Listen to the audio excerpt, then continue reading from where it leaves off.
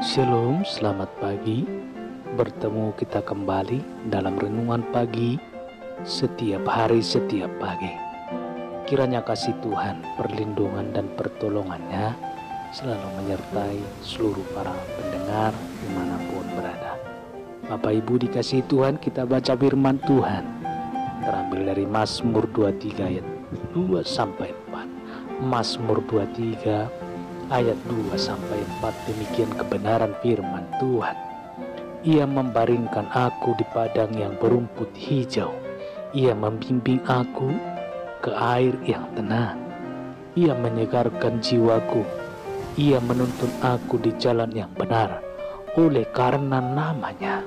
Sekalipun aku berjalan dalam lembah kekelaman, aku tidak takut bahaya, sebab Engkau besertaku.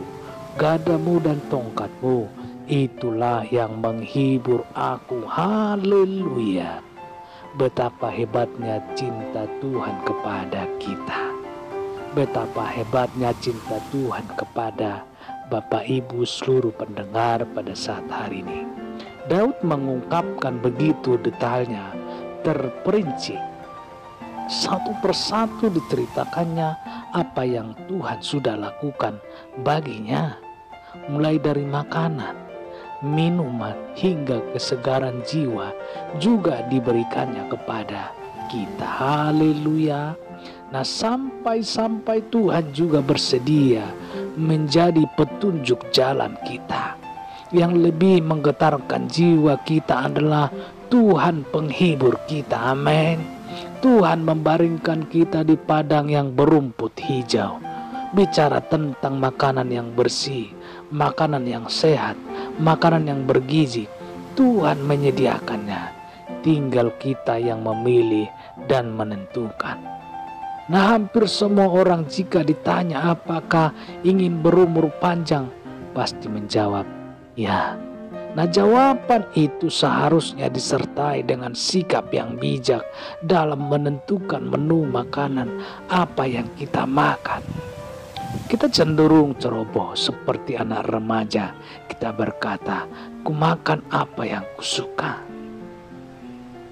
Padahal makanan yang kita makan adalah salah satu penentu kesehatan dan usia kita. Benar ya Bapak Ibu ya?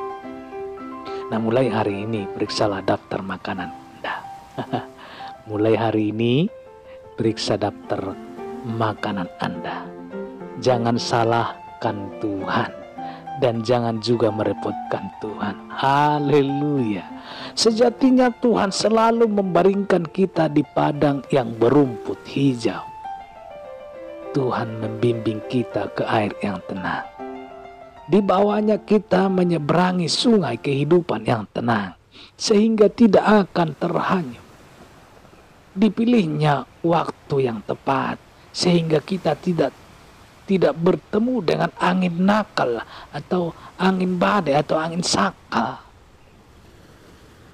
Cuma manusia sering tidak sabar, Bapak Ibu. Maunya cepat dan jalan sendiri. Sok tahu dan sok pintar. Itulah kelemahan manusia yang paling mendasar. Baru setelah perahunya oleng ingat akan Tuhan. Betul ya Bapak Ibu ya? Tuhan menyegarkan jiwa. Domba adalah hewan yang mudah stres, gampang kehilangan kendali diri, mudah goyah. Orang Inggris berkata Franklin, rapuh, kena sakit, sedikit masalah, sudah stres. Dengar berita yang menakutkan, kehilangan pegangan deh. Itulah sebabnya seperti Tuhan selalu menyegarkan jiwa dan pikiran Daud. Disegarkannya juga setiap orang yang berjalan bersamanya. Haleluya. Tuhan menuntun di jalan yang benar. Dengan aplikasi Waze atau Google Map, kita tidak akan pernah tersesat. Pasti sampai di tempat yang kita tuju. Lebih daripada itu, Tuhan menuntun langkah kita. Haleluya. Memang harus diakui, seringkali Tuhan membawa kita melewati jalan yang sempit. Nah, tetapi itulah jalan yang benar, yang menuju ke tempat di mana Anda akan meraih sukses dan kebahagiaan. Domba bodoh tidak tahu jalan. Itulah mengapa gembala yang baik mengarahkan dombanya ke jalan yang benar. Jangan menyimpang, ikuti saja jalannya. Aku berjalan dalam lembah kekelaman, aku tidak takut bahaya. Sekalipun aku berjalan dalam lembah kekelaman, aku tidak takut bahaya. Dengan gada yang merupakan senjata andalan, gembala yang bertanggung jawab mengusir dan bila perlu bertaruh dengan binatang buas. Dengan tongkat, gembala mengarahkan domba untuk melalui jalan yang benar. Kadang dengan terpaksa dan berat hati, gembala memukul domba yang nakal, dihajarnya supaya disiplin sehingga sadar, Bapak Ibu. Nah, baru setelah itu dibalutnya luka dombanya dengan penuh penyesalan dan kasih sayang. Gembala terpaksa bersikap keras. Jika domba sulit diatur, maunya jalan sendiri. Itulah juga yang dilakukan Sang Gembala Agung kepada kita. Seperti firman-Nya dalam Ibrani 12 ayat 7. Jika kamu harus menanggung ganjaran, Allah memperlakukan kamu seperti anak. Di manakah terdapat anak yang tidak dihajar oleh ayahnya? Di mana lagi Anda bisa menemukan Sang Gembala Agung? Mana ada pribadi seperti Tuhan kita yang begitu peduli.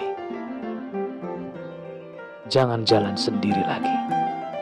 Kemanapun Anda pergi, apapun rencana hidup Anda, undang Dia menjadi gembala hidup Anda.